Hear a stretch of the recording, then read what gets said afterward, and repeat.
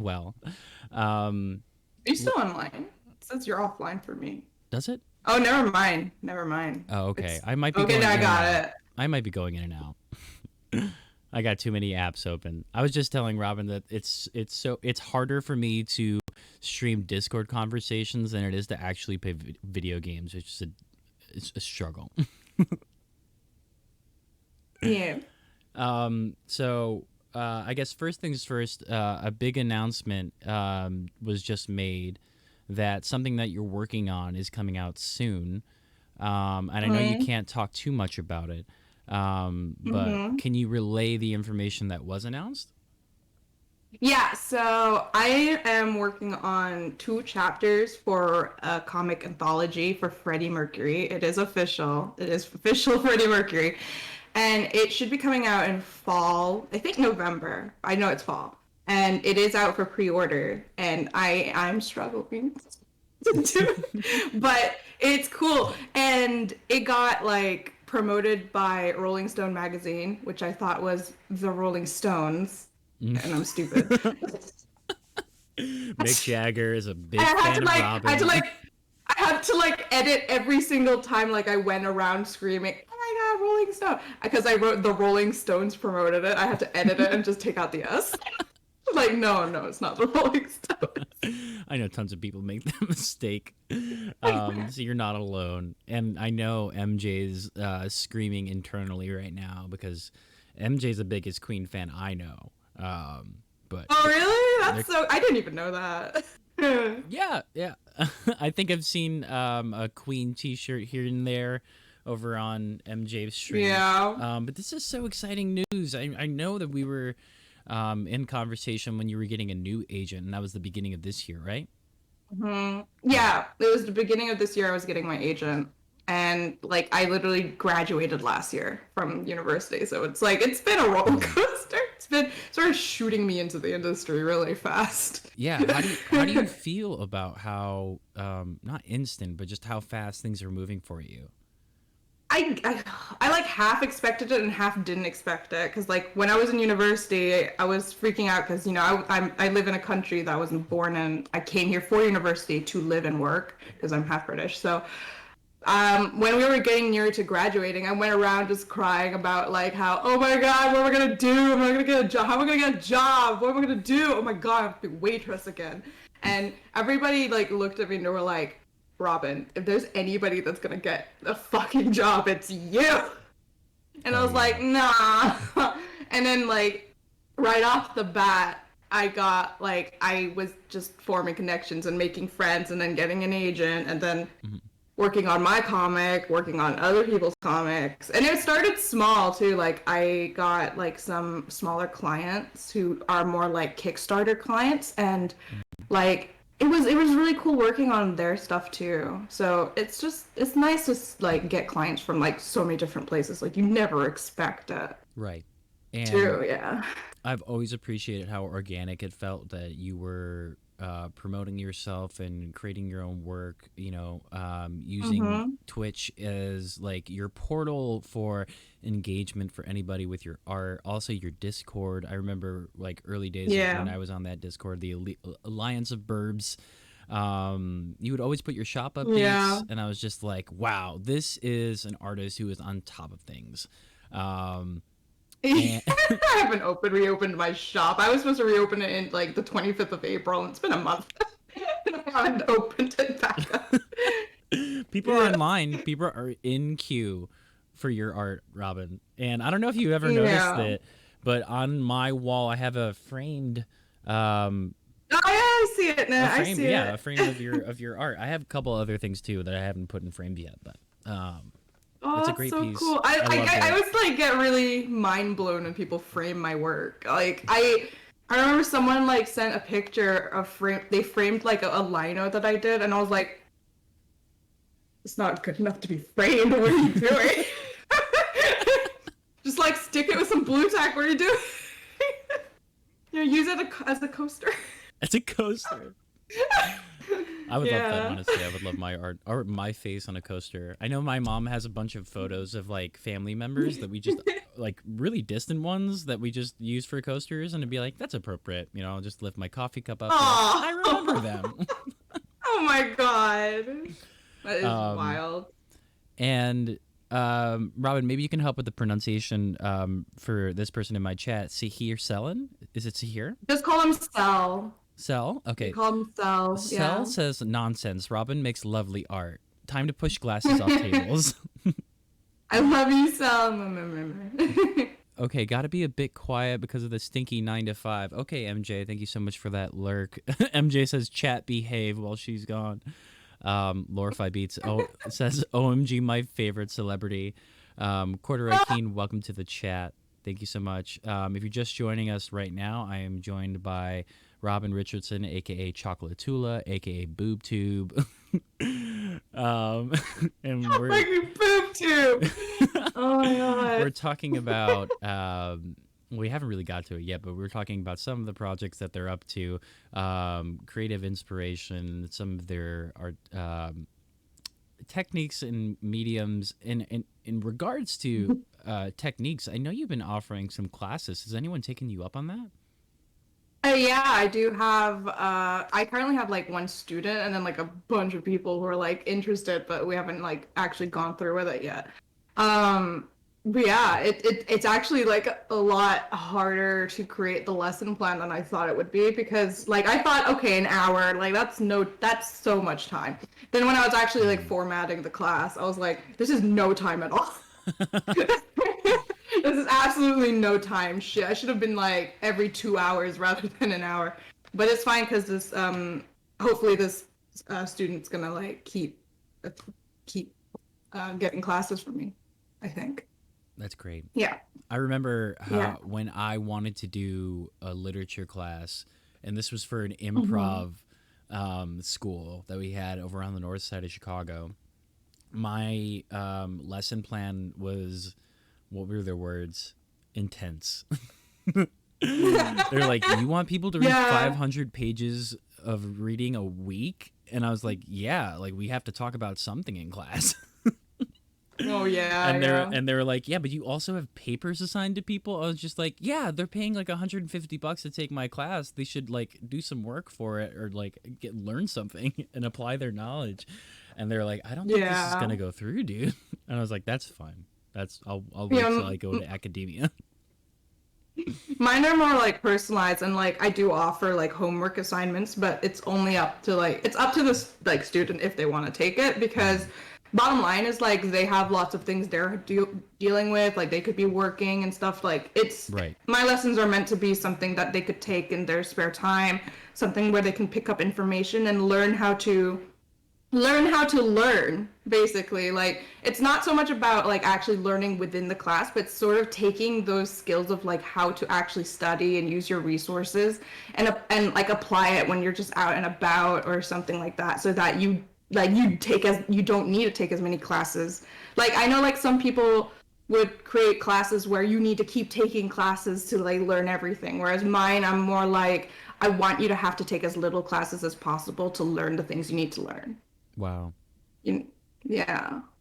Yeah, I feel like that's part of the message I want to bring with this show about braving new worlds, and that the way that you're teaching art is, you should think that it should be like the new norm. Like it should be adaptable to based on how people learn.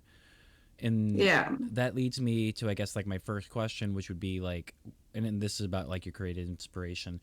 How were you taught art? And do you think that it could have been better? Was there important bits of that art knowledge that you keep like as like your main inspiration? Yeah, I'm about to go off here. So my mom told me that I drew ever since I was like 2 years old, and ever since I could pick up a crayon, I wouldn't stop drawing, right? And I had no interest in being an artist, because I didn't know being an artist was a job. I was like, oh, I'll be like a veterinarian or a psychologist, whatever. Sure. And then like later on, I wanted to become an artist, and I went into this college in Malaysia, which was like, oh God, it was horrible. It was a factory. And it genuinely caused so much trauma for me and like a lot of other people. Oh no. And I learned a lot there. Like the reason I'm like so fast with art sometimes is because of that place, and like the reason like I remember so much stuff about anatomy and perspective is because of that place. But like Mm. I don't know if I would ever recommend people going there. So when I actually, because it was such a factory like for basically churning out artists for like the film and entertainment industry, everybody like they made everybody have the same style for everything. Like for Mm. cartoony stuff they wanted to go for like the Disney Pixar, but not like it's not even like good. And for realistic, like they just wanted it to be like matte painting where it's as real as possible, your photo bashing and everything. And everybody was doing the Mm. exact same thing, so that when we graduated we were all just copies of each other. Then when I went to university in the UK, when I took the illustration degree here, uh, it was more focused on like doing what you want to do. Like it was like children's books, comics, graphic design, whatever you want to do. Like, obviously they had like assignments that everybody was doing. Like everybody would like create a book cover or something like that. But like Mm. it was so like self-guide. Like you got to choose what you wanted to do. And one of like the most common critiques I got from my tutors in university was that you are like too generic because of college. And like it was so hard to unlearn that. I don't even know if I've completely unlearned it. Mm. But like yeah, I now I have like a million different styles and nothing that I can really call my own. So what I'm doing now is that I'm taking everything I learned from that college, like taking all that good stuff and just Mm. teaching it to people without the trauma and stress. Like here, like this was good information taught really bad, but here you Mm. go. Like here's the resources and everything. And like yeah, if I would have changed anything, I guess it would be just the way they like the way they handled the projects. Like Okay. I liked the anatomy and all that because I learned a lot from that, but the actual projects like with the concept art, I wish it was handled differently where we weren't just being copies of each other, you know. Yeah, definitely. And then Mag. with the sorry, with the No, please. university, just one more thing. Mhm. With the university that I went to, like I said, it was like all like up to you and stuff, but the Mhm. problem was they were lacking in more technical stuff, like the anatomy classes and perspective classes I took. So like the other classmates I had, they didn't have that sort of like education in anatomy and perspective that I had. They were brilliant artists though, but like I know like some of them were mad that like they went to art university and they weren't like learning the technicality stuff for Okay. like anatomy and stuff. It was just mostly just life drawing and stuff like that. I loved it, but that's because I had like I already knew all this stuff and I didn't want to learn any more of it. Yeah, of course. So I was like, yeah. But that's my only like criticism to that university Sure. was just maybe have a bit more technicality, like a class in it. But that's it. Yeah. Netherton in chat says it was terrible. God, that place sucked. Only good thing about it was meeting you, Robin. Yeah, that's Intan. Intan went to that college as well. They knew how bad it was. It was horrid.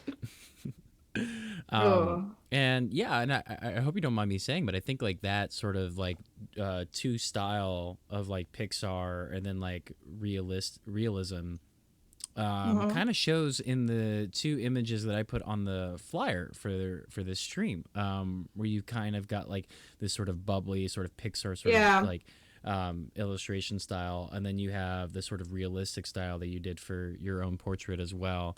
Yeah. You could see a bit of it on the League of Legends thing you just posted recently too. Um, yeah, and so yeah, and then what does branching out and finding your own stuff look like, and how do you get to that place? Because I know you mentioned that that's something that you're working on. How does that Um, look? well, I peaked in 2016. I had a style and like it was mine and I don't have that anymore. The thing is like sometimes if you show my work people could still see it's mine. I don't know how. Mm. But like the sad truth is I don't know if I'll ever get to the point where I'll have one dedicated style anymore. Like I just have so many that I'm so comfortable working with Mm. that to say that I'll ever be comfortable with just one, I don't think that's very likely. Even like the other day, I was just drawing in a style I never drew in before, just because I was like, oh, this is fun.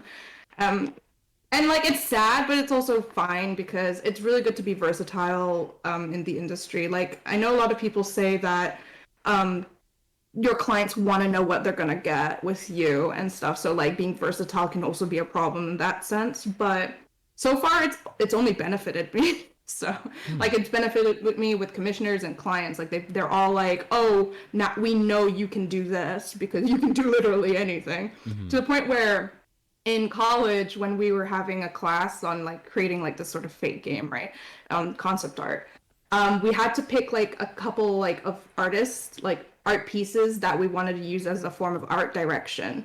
And the classwork that we were given was to just literally copy it like line for line, painting to painting, just to, get a sort of a gist of how the artist worked. And when my tutor looked at mine, they were like, holy shit, you could literally do forgery.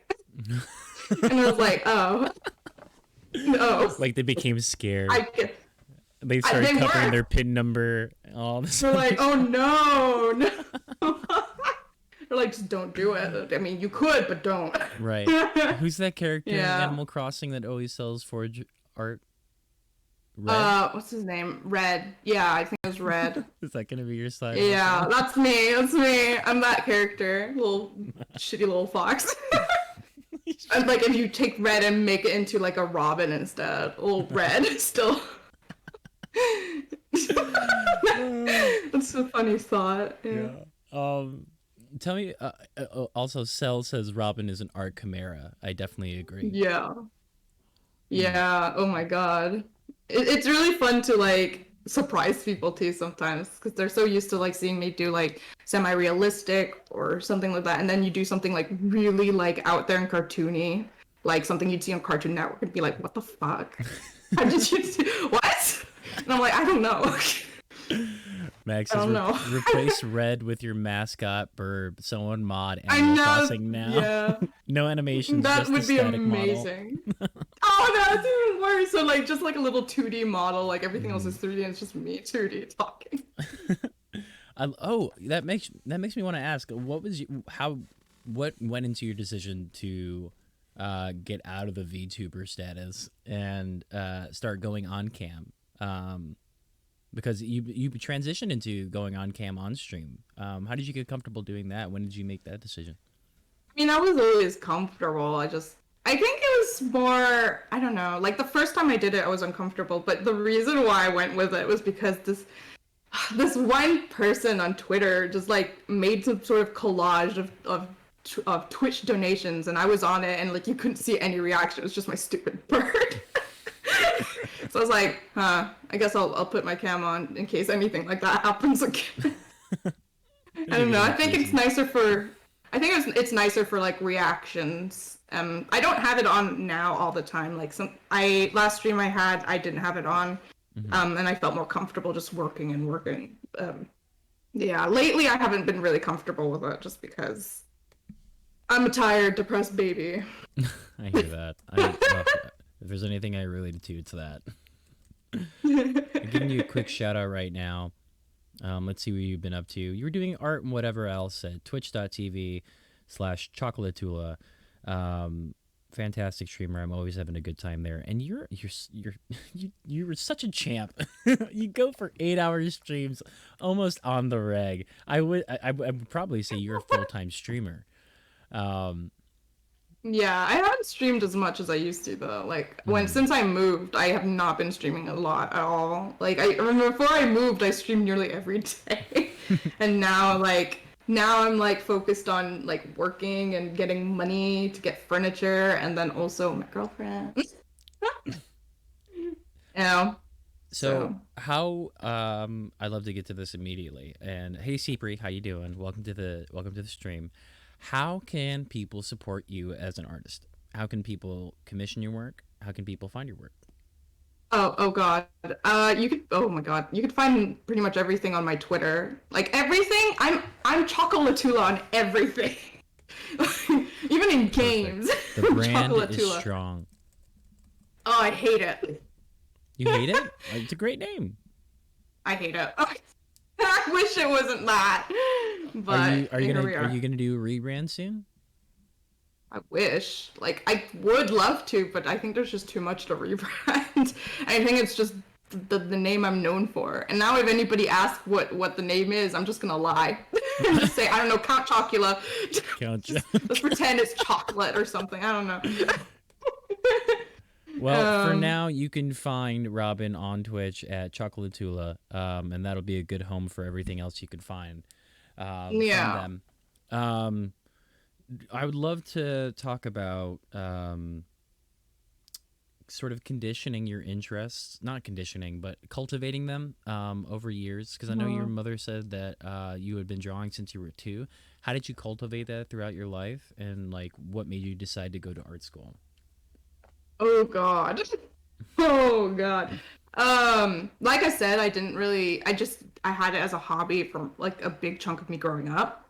Mm-hmm. But then I got like to the point where it was like sort of my escape. I was obsessed, especially when I got into like Pokemon. And all I drew was like Pokemon pairings and their weird made up dragons that aren't even Pokemons. I just had them writing dragons. It was fun. And there were so many moments. There were like a lot of bad moments and a lot of good moments. Like I'll give you like an example of each. A bad moment was like the fact that I was drawing so much that it was like affecting my grade to the point Mm-hmm. where, because like this was during the time where I was like not sure about having art as a career, that I would like trigger warning a bit, sort of self harm me, but I punched the wall, and Mm-hmm. so I was like, I want to break my hand. I don't want to draw anymore, so that I Oh. can focus in class. Mm-hmm. I didn't break my hand because I'm a little baby. I was like, it Not where I hurts. I thought it don't was want gonna. to do I this thought you were gonna anymore. be like expletive. I'm a little bitch. I didn't actually go through with it. But and then a good moment was I think I was like God, I was really young. I was like probably like 8 years old, 9 years old. Mm. And I was in this like hotel and I was just drawing this stupid little Pokemon Dragon comic like on paper, like this little A4 sheets of paper, just drawing in like the lobby. This man comes up behind me. He looks at my art and he's like, "Wow, you are really good at that. You should do that as a living. You should be a comic artist. You should do that." Wow. And I was like a fucking 9 year old. I was like, "What the fuck?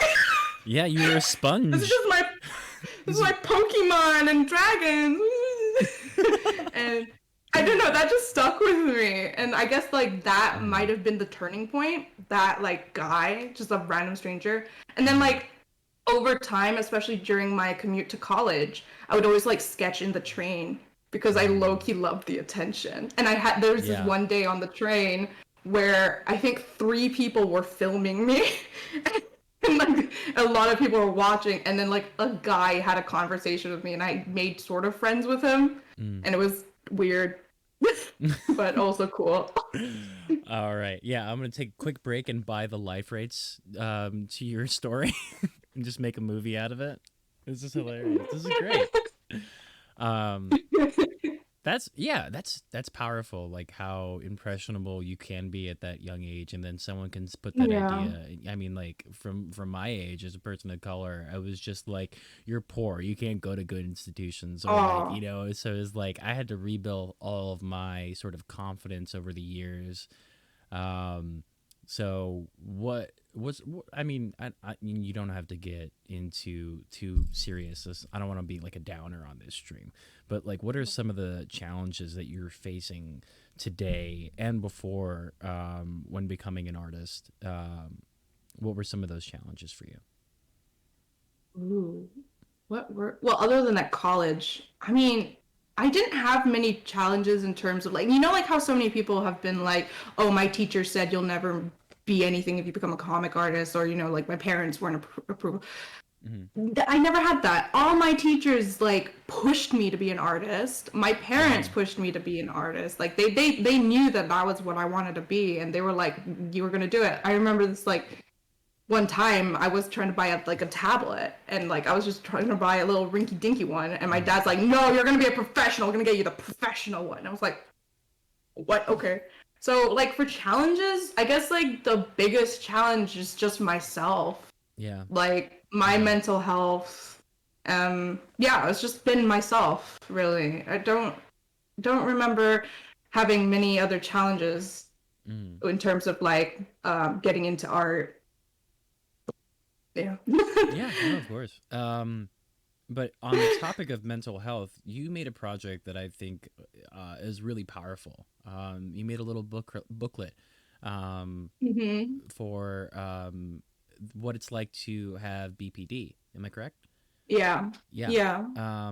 What was the inspiration for that? Did you do that while you were in art school, or was that Yeah. before? It Okay. was my it was my final project, like of like completely for university. It was the very final one. And originally it was going to be an animation about BPD. Hmm. And I just wanted to do something that like the main inspiration for it was honestly to have something to give to my friends, my family, my loved ones, so that I would stop having to explain how like shitty I can be. And um I was so tired of being like, yeah, it's like this sometimes, like that sometimes. It always changes. So having like something that I could give them, I thought was going to be like really helpful. Hmm. Then I made it, and I made the zine instead of the animation because I was going through depression. That's when like the pandemic hit, and I was like, oh, I have no interest in doing an animation. So I actually did the zine in 2 weeks because I Wow. was like in the final 2 weeks of the, and I did it, and I still had like I think a few days to spare. And um, I sent it to the psychologist that was working with me. Hmm. Um, and she, to this day, shares it with her clients that have BPD. That's wonderful. Like she actually, like a psychologist is using my zine with her clients, and I'm like, what? And I had lots of people messaging me like privately on Twitter, and they're like, I think my friend has this, or I think I have this. And I have to tell them, like, it's really cool that you are like relating to this stuff. And it's good to know like what symptoms you share, but you should like seek professional help if you want to get like properly diagnosed. Like Okay. self-diagnosis is fine, but only in the event that you will eventually bring this up to someone professional to get properly diagnosed, if you can. Right. It's a great resource. MJ's asking right now, uh, OMG, where can I find this zine? My best friend has BPD and was recently diagnosed. let me see if I can find it. It's There you been a go. while. Yeah, I knew this would be a big deal because, like, I remember when I read that, I was just like, "This is awesome. This is revolutionary. This is exactly what I want to talk about on my talk shows, about making the world a better place just by creating resources that just aren't readily available. Everything's going to be very sterile language and very scientific when it comes to these sort of um, finding out about what an illness or a diagnosis can be. So it's amazing that you put it in Yeah. illustrations and you illustrated it beautifully. So yeah, congrats on that. Take a bow. Yeah, I'm finding it right now. I think I found it. Oh my Um, God, what is this? and Okay, I think. Izzy says, "Ooh, I'd also love to see that. My older sister has BPD." MJ says she's been having a hard time with her diagnosis. I'm always looking for resources plus things to help her feel seen. I am struggling finding it. Mm. I think I have a Oh copy too wow. in our Discord DM, You so oh I you could you share it too. might. Yeah. So Yeah. if anybody's interested, just send me a DM on Discord, and I'll be able to send it over. Um, so let's talk about interests that are outside of art that perhaps inform art as well. We could start with gaming, but we could start anywhere else that you like. What are some of your interests? Um oh God. I guess yeah, games. I've been picking up things like knitting. I guess anything artsy. Oh yeah, I like to sing on my ukulele. I have like a ukulele, a baritone ukulele, a concert ukulele. I just bought a guitar. I'm gonna change the strings to nylon though, because Whoa! I hate the little. Yeah. Ugh. Oh, I'm the not metal good with strings? metal strings. Yeah. Only on the last three, or the last two at least. Like, I need to change those to nylon because like my Yeah. fingies get pain. I cut through my index finger like Ugh. on a high E string. But that's only because we were a Weezer Ew. cover band and we were going ham. Yeah, no, I can't. Like, just the thought of it makes me not want to. So, like, I need to go, like, change those strings and then, like, I'll be more into it. Bird, See, ask us a question, Robin. Oh, God. Cipri has the best commentary today. I I love think it. earlier Cipri said, what was it? Robin is like, I was singing and a producer heard me and said he'd make me a star. used to do that as a kid. I would be walking around malls just like, just be like, one of these days, these are going to be producers. Yeah, I'm They're gonna be walk found. past. You're all gonna see. I used to do that. Well, that's awesome. When did music start as an interest for you, or at least like performing music? I know everyone's just like, oh, I'm so into Oh music. my God. That's my Like thing. since I was like quite young, because I think my first instrument was a flute. Wow. And I was like, parents, I want a flute. And they're like, why? And I was like, to play. And so they bought me like a nice like high-end flute Wow. with what little money they had. I played it for a week and dropped it. Same And then I thing. was like, Yeah. after the week I dropped it. I was like, parents, I want a piano. And they're like, no, you still got the flute. And I'm like, yeah, but I think a piano is what's calling It's gonna me. stick. It So- will stick. And then like they get me a keyboard for like my birthday. Like these are all birthday Christmas presents. It's not like out of nowhere. Mhm. And then I play it for a week. Then I get a guitar. And it just kept going. And then I was like, I really want drums. And my parents were like, no. Not because I would drop it, but because they're like, no, that'd be noisy. And I'd be like, electric drums? Or like, no, that's expensive. And I'm like, okay, then I'm gonna go out and I'm gonna buy drumsticks. So you have to buy me drums because otherwise I'm wasting money on these drumsticks. So I went out, bought drumsticks and a guitar, and I came back.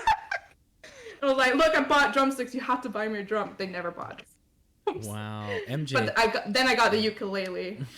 MJ Fast Yeah. banning Longhorns 195. Now no one can be famous by buying followers. It's not a true Courtney stream unless we get a wanna buy followers bot. Yeah, oh my God. Do you remember the digital drumsticks? I don't know if they had those over in Europe, but they're the ones that you can connect to headphones, and then they would play by you just hammering in the air. That's so cool. Yeah, that could have been a solution. I don't know how well never they heard of worked. that. They probably had the same kind of connection as like Wiimotes. I just like got little drum apps on my phone. I'm just like, Nice. yeah. I'm actually glad they didn't give me drums because it was still in Malaysia. Like, how would I have brought them here? Right. So it would have not worked out regardless. Mm-hmm. But the only one that really stuck was the ukulele, just because it was like easy and like it was nice, it sounded nice. So Mm-hmm. now like I do that to help with also my mental health, and then I got another guitar. My third guitar. Oh God. What do you normally like playing, and what are some of your like musical inspirations, like your favorite artists or I like playing Dodie, Lana Del Rey, and Florence and the Machine most. very cool, Yeah, sick vibes. they're fun. Video games. No, yeah. So we got to talk about video Oh. games. How long have you been a gamer? When did you decide to start streaming games? Ever since the ripe age that my dad put me on a computer to play that weird game where you baked cakes and stuff like that, and put like eyeballs on people. And then it went into like Club Penguin, RuneScape, IMView. Oh, it just went on and on. And I made a lot of friends, got addicted to the internet. And now it sort of rotates what I get like sort of obsessed with. Right now it's currently like Overwatch and Stardew Valley. Mm-hmm. But then give it time, I'll go back to like League of Legends and like I don't know, Among Us. I don't know, like it just I have a bunch of games. Animal Crossing. Oh, God. Yeah. What was the question? The question was, when did you figure out you were a gamer? And you said the wee age of Oh, when I was like PC. yeah, when I was a Yeah. kid. Yeah. Mhm. Absolutely when I was a kid. Yeah. But I feel like it's a recent phenomenon for a lot of people to figure out how powerful and how supportive an online community can be. Did you find yourself Yeah. among a lot of online communities from a ripe young age? Oh, absolutely. God. I'd say since the youngest I can remember is like 9 years old. Okay. When I was like having a lot of friends. I wish I wasn't. I wish I could have just not.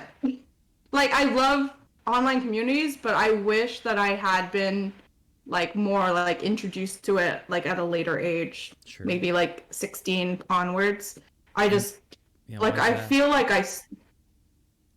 well, I was a kid Right. and I was being friends with strangers and it wasn't great. Like I Mm-hmm. got like exposed to a bunch of things that I shouldn't have been exposed to. I had to deal with traumas that I wouldn't have had to deal with otherwise. Most of like the Islamophobic stuff that I had said to me was from friends that I had online. And like I'm sure a few of them were probably pedophiles too. I don't know. I don't remember Right. anything. But I'm sure some of them were. But yeah. And then like when I was like 15 onwards, I was like in a fandom that I won't talk much about. That just so much toxicity in it, and just I just wish that I entered the online community at like 17, 18. I don't know, have my stuff a bit more figured out, and not get into fandoms Yeah. spaces. Mm-hmm. Yeah, I Well, think fandom spaces are just like the worst. definitely. I definitely agree with that. I come from a lot of fandoms that are now under the Disney umbrella. And I feel Oh. like they've what's the word, conflated into one toxic Oh yeah. community. So yeah, I definitely relate to that. Let's catch up with chat here. Translation, I like gay stuff. I feel like that could have been any part of the conversation. MJ says looks Probably. intensely at Toontown, MySpace, hmm Neopets. I met friends on MySpace at like 10 who I'm still friends with. That's a quite the accomplishment.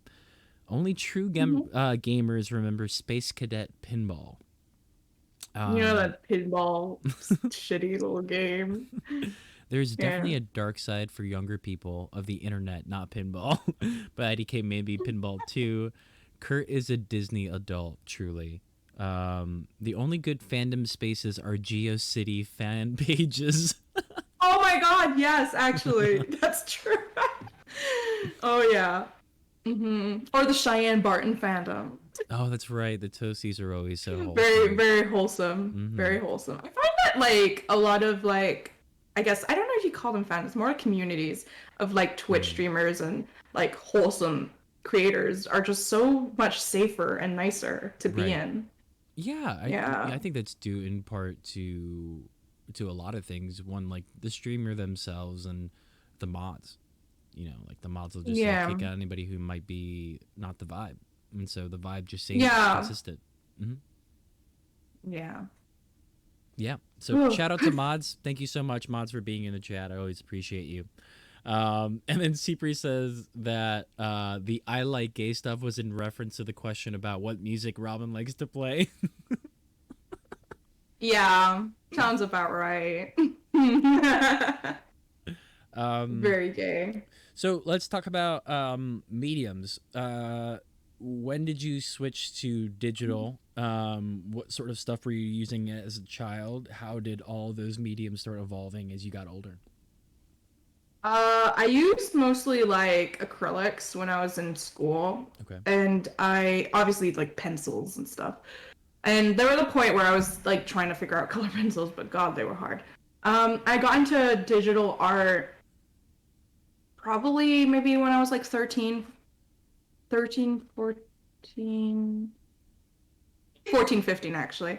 And uh I don't know. I just stopped doing traditional art for a real long time, and now I'm sort of getting back into it. Like I'm making paintings and stuff like that. I try to keep going with watercolor. Like I figure I'm pretty good with traditional medium. I just don't do it as much because Mm, it's not as fast. And I think with traditional medium, it's for me it's more of a hobby because like I don't capitalize as much on traditional medium as I do with my digital art. sure. I still do because I like cash, but it's a little it's not as easy. Yeah. I think that's yeah, that's really interesting because you know, I took like I was so happy that we decided to do the interview on today because that meant like okay, we're only going to do like an hour, maybe 2 hours of streaming today, and I'll have the rest of the day to myself to hopefully do hmm some printmaking that I put off for the longest time. And I feel like the digital part of this is the easiest thing, but when it comes to crafting the stuff, it's just like, shit, someone should be paying me to be doing this. But of course people did. They subbed, so that's how it's coming. Yeah, I remember yeah. the first time I watched your stream, I think you're doing a screen print or something like that. I don't know, Mm-hmm. you're doing printing of some sort.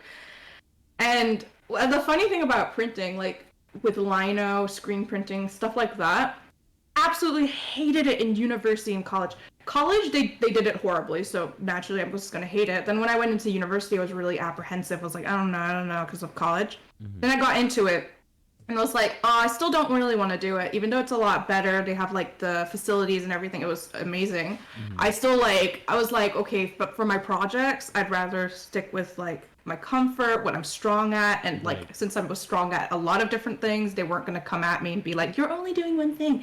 You know, they don't do that when you do a lot of things. Not to say that they didn't force me to do some printing, because there were some classes that required you to do it, Mm-hmm. but I didn't like it. Like my creativity wasn't there. Like whenever I made any prints, it looked like buttholes, and I hated that. And then when I left university, like just out of nowhere, like I think I was watching a video on YouTube and I was like, I really want to do lino. And that was like the one thing I think I rarely did in university, because I was like, I don't like sharp things. So I got some lino and I just started carving, and I just got literally obsessed. I was obsessed with it for like a month or two, and I just kept buying linos. I was like, and it was so fun. And I was like, why am I doing this so much now that I'm out of university? Right. So I thought that was kind of interesting, that like there were some mediums that I just refused to like really like, I couldn't creatively take part in when I was in when I was in education. But like after education, it wasn't because I knew more or anything like that. It just at that point I think I felt more like, now I'm gonna experiment. Now I'm gonna like figure things out. Right. It seems like, Yeah.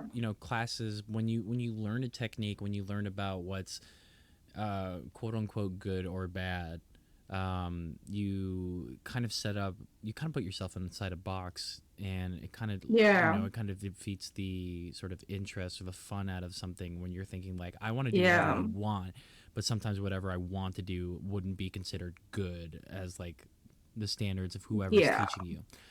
So that's always interesting. There were also like deadlines as well. Like Oh yeah.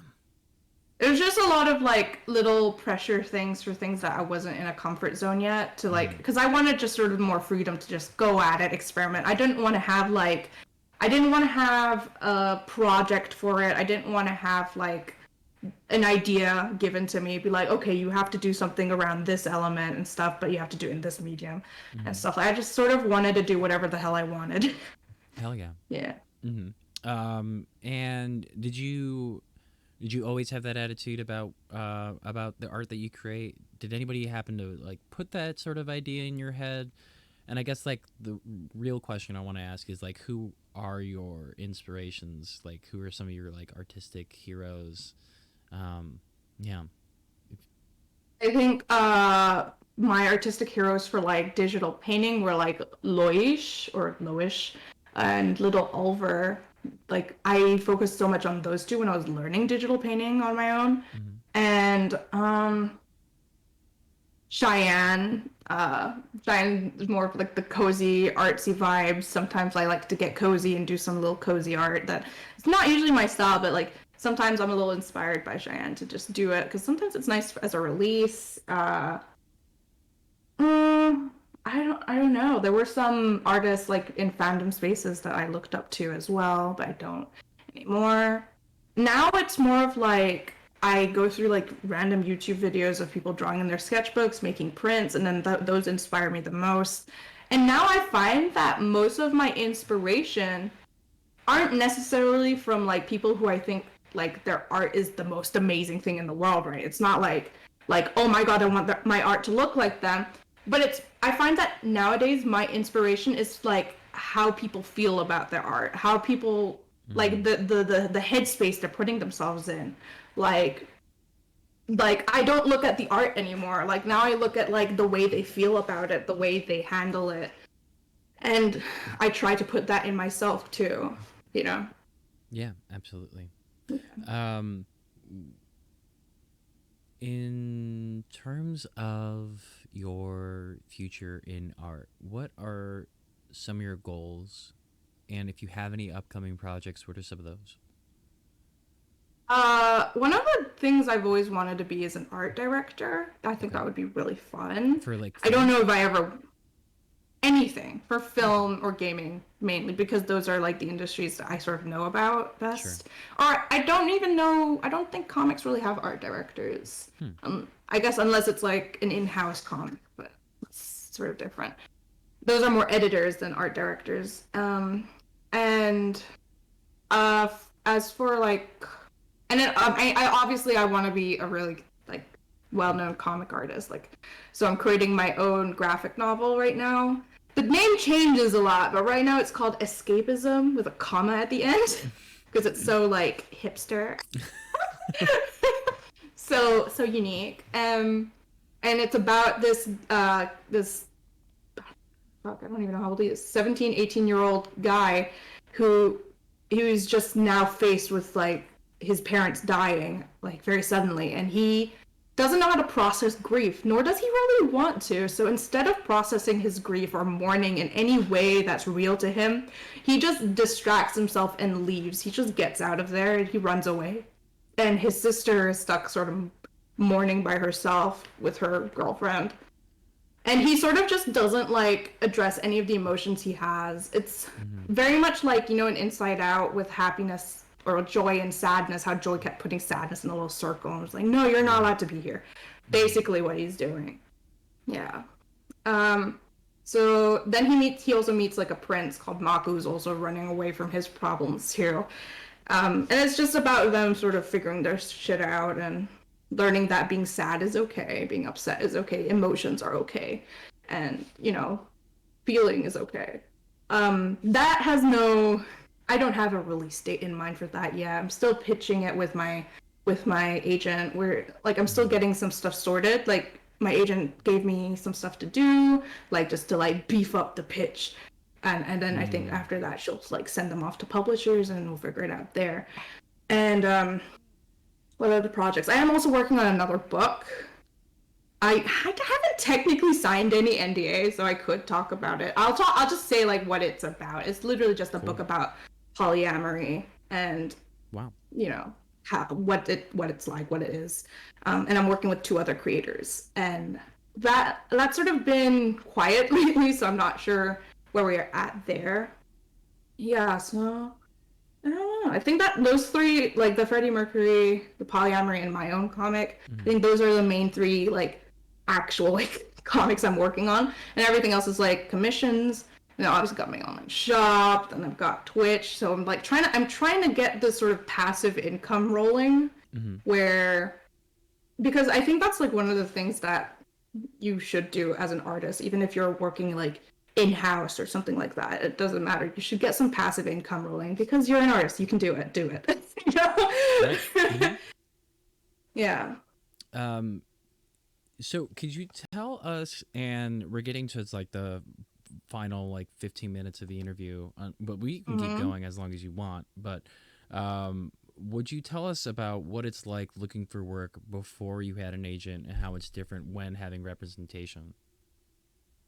So, okay, the thing that like this is just my opinion. I think the agent is really great because they deal with everything in terms of legal matters. Like Hmm. you don't like contracts can be really confusing. And and people have this misconception that with agents that you have to pay them up front, but that's not the case. Wow. Agents don't take money directly from you, but what they do is like when you get a job and you know your agent's helping you with that, they take like 15%, 10%, depends on like the job, Hmm. from the income you make from that. And then, so basically the money goes through to the agency. They take like their cut and then they send you the rest of the money. So you just have to like keep that in mind with how much money you're making. And like otherwise yeah. And agents also have connections, which is like amazing, especially when you're getting out of university. They have connections and they can get you out there. And at least with my agent, I don't know about other agents, but my agent has this sort of thing where she needs to have like a project that she's working personally with you. So like mine is like my comic, you know? Okay. So Hmm. like I asked her because like originally I thought like she didn't like my comic, and I didn't know about changing it, and I was like, oh well, would you be my agent like without this? And she was like, well, I kind of would like to work on a comic, like that's how I work. Okay. And so that's how I got her, and we just worked on our comic. And so before getting an agent, I would recommend. I have this book I could recommend. Hang on. This is like really good for America, especially. Mm. I Get into think the. it's more American than. Uh, You're getting the golden yeah. nuggets of wisdom, everyone. So it's called The Illustrator's Guide in Law and Business Practice. And I think Wow. if you don't have an agent, this is going to help you figure out things like contracts and stuff. There are also Facebook groups and stuff like that full of like people in the industry or people new to the industry, and then you can ask questions and stuff. Like also just like going out and just trying to find someone who can help you out. Sometimes your friends might know more about contracts than you think. Like I had this friend, like before I got my agent, like I have this friend, Nikki, and she helped me so much in so many of the contracts. Hmm. Like I didn't know how she knew so much, but she did. And I was like, wow, you were godsend. So like, yeah, ask around your friends if they know anything about contracts. And then you have to like learn how to draft up contracts too. It's Right. not that hard, but draft them. But yeah. And what does the conversation look like or sound like when it comes to projects that you're interested about? And does your agent do a lot of research in terms of like what they think your style is and what you'd be good for? Like how did the Freddie Mercury thing come about? The Freddie Mercury thing wasn't from my agent. That was from my TA, Shazleen Khan. Okay. She was offered the job, and then she couldn't take it. I'm not sure. I don't remember why, but I think she was just too busy. So she messaged me on Twitter, and she was like, "Hey, do you want a job? Do you want a comic job?" And I was like, "Yes, please, please give it to me." And I don't know if she just gave my information. Like I think realistically, she probably gave like a few people's information, but then I got contacted by Z2 Comics for the Freddie Mercury Wow. stuff. Yeah, and like this just recently my agent like emailed me, and like her clients is like, hey, there's gonna be a comic about so and so, you know, is anybody interested in this? I said I was, but I don't know if I'll get it because I am working on a bunch of stuff, so she'll probably give it to someone who isn't working on a bunch of stuff. Hmm. um yeah. And I guess before that, I found that the best place to be to find jobs is Twitter. Like, Mm. follow the right people. Follow the people in the industry you want to work in. They're gonna like retweet people who are looking for artists. They're gonna post up looking for artists and stuff like that. And you just like tweet your stuff, send your portfolio, and like you may get it, you may not, you may get it. I don't know. Like I've gotten a lot of rejection as well, so Hmm. it's very normal.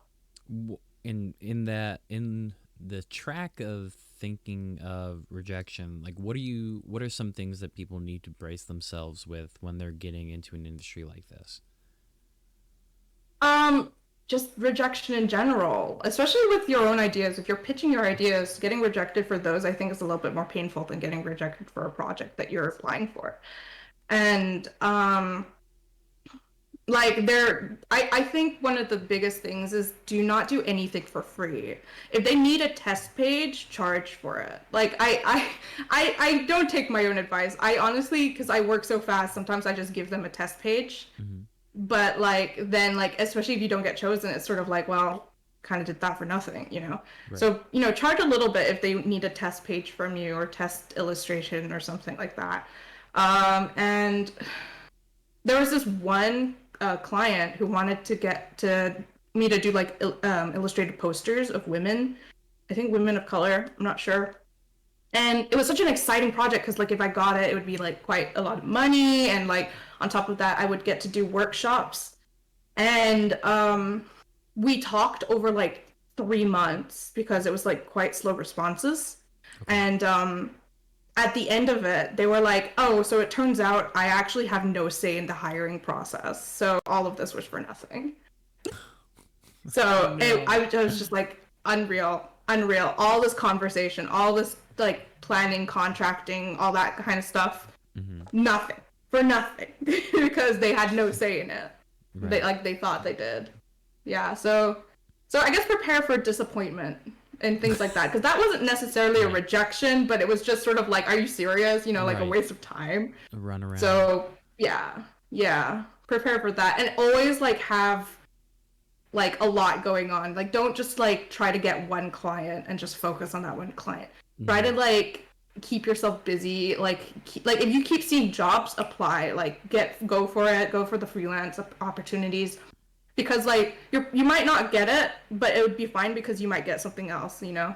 And if you get all of them, then like Jesus Christ, then you're gonna have to yeah, time management.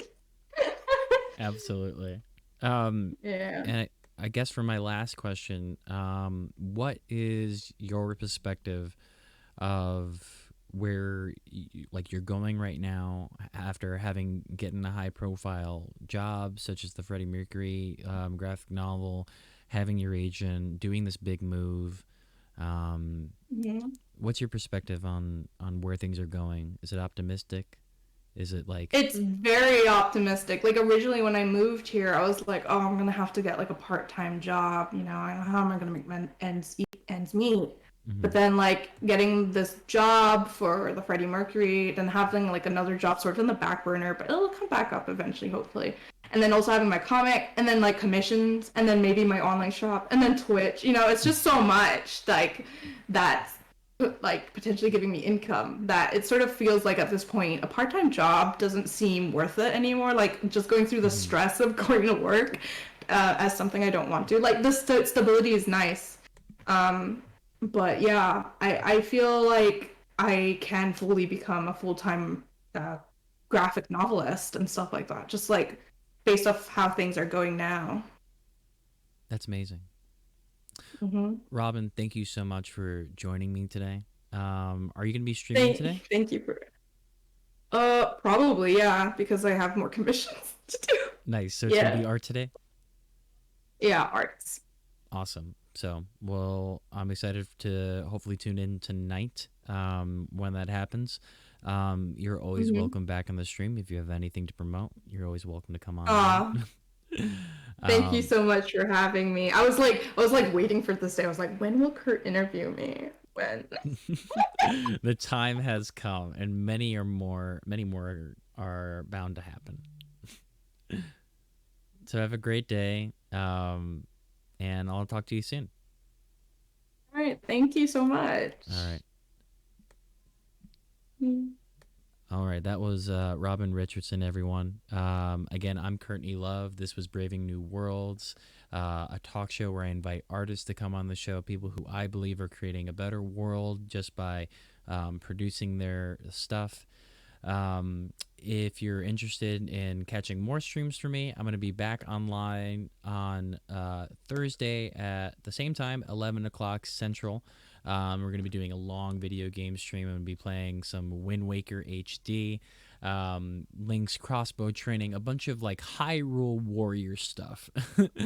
So that's going to be really fun. And then on Saturday, we're going to be doing a tabletop RPG with a bunch of your favorite streamers, Witty Chico, Lido, Gory Boy is going to be on the stream, Shane GTV, and one of my good friends, Tom Korbick. And we're going to be playing a game that was created by Lido himself called Away from the Rain. That's going to be a really fun time.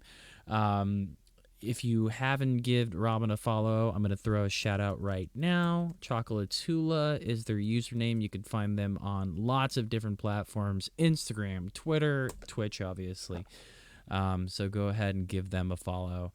Thank you so much for being here. I'm going to throw the be right back screen here until I find someone who we can raid. And it looks like Pumped Up Nix is playing The Last of Us. So that's where I'm going to be sending you all to. So enjoy this music as an outro, and I'll see you all later, okay?